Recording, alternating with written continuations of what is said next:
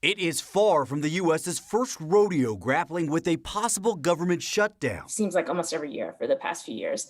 And that happens when the government fails to pass a spending bill in time for, the budget for the next year. Christina Huber is a professor of economics at MSU Denver, and she says this is really an issue about spending money that's already been allocated. To break it down, budgets are passed during the previous year by Congress and the presidential administration.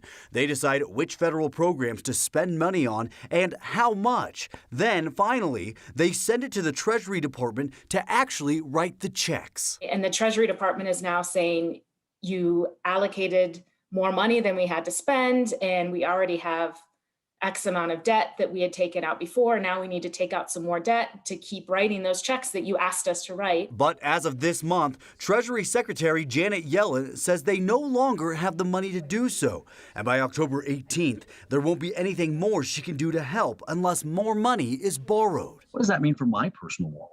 There's ramifications all over society and the economy for this. On the most simple level, this means the government can't pay its bills to government workers, to federal workers. Huber also says they would no longer be able to pay Social Security checks, food stamps, and other federally funded programs. But there's another potential ramification she says scares her most. Even these discussions that Congress is having about should we raise the debt ceiling is potentially enough to scare future investors, people from buying U.S. Treasury bonds in the future. It sends the signal the U.S. is not necessarily a safe place to lend money.